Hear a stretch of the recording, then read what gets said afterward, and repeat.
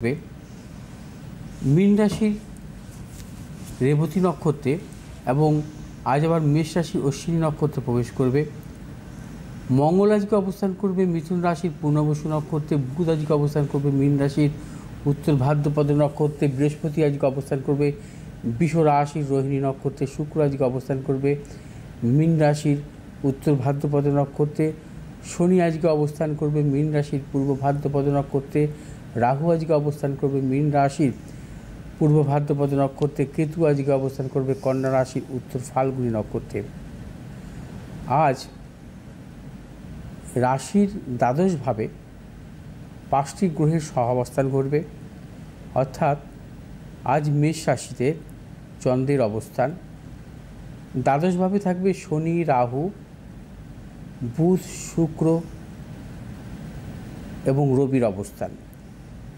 এই 5টি গ্রহের সহাবস্থান কিন্তু কখনোই মূলত শুভ নয়। বিশেষ করে কিছু কিছু রাশির ক্ষেত্রে বিশেষ শুভ ফল এবং কিছু কিছু রাশির ক্ষেত্রে কিন্তু অশুভ ফল দান করবে 13ই এপ্রিল পর্যন্ত।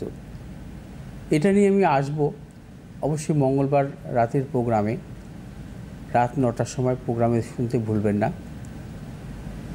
কারণ এতে কী হয়েছে, শেষ নাগ কালসর্পদোষ তৈরি হয়েছে।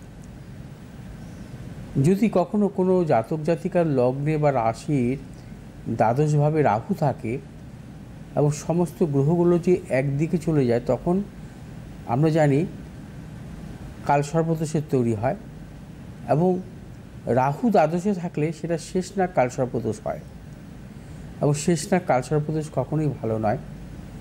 শেষ নাগ কালসর্পদোষের জাতক জাতিকাদের জীবন নানাভাবে বিপর্যস্ত করে।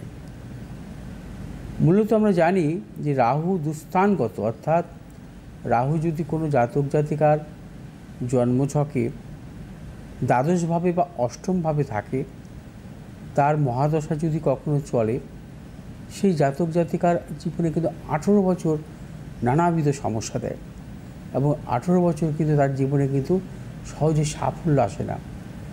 অর্থাৎ শেষ নাগ কালসর্পদোষ চলবে মূলত এখন বর্তমানে। আচ্ছা, এই দুদিনের জন্য। এবার আসবো আজকে রাশিফল নিয়ে। আজ প্রথমে বলবো একটা উপাচার করবেন, যেহেতু আজকে ইন্দ্রযোগ, শুভযোগ, ইন্দ্রযোগের জন্মগ্রহণকারী জাতক জাতিকার জীবনে সাফল্য আসে। সূর্য প্রণাম করবেন বা সূর্যদেবের উদ্দেশ্যে অর্ঘ্যদান করবেন এবং 3 বার তুলসী মঞ্চ প্রদক্ষিণ করে 51 বার ওং দুর্গে দুর্গে রক্ষণী সাহা, ওং দুর্গে দুর্গে রক্ষণী সাহা এই মন্ত্র পাঠ করে আপনি যে কোনো শুভ কাজে বেরোবেন।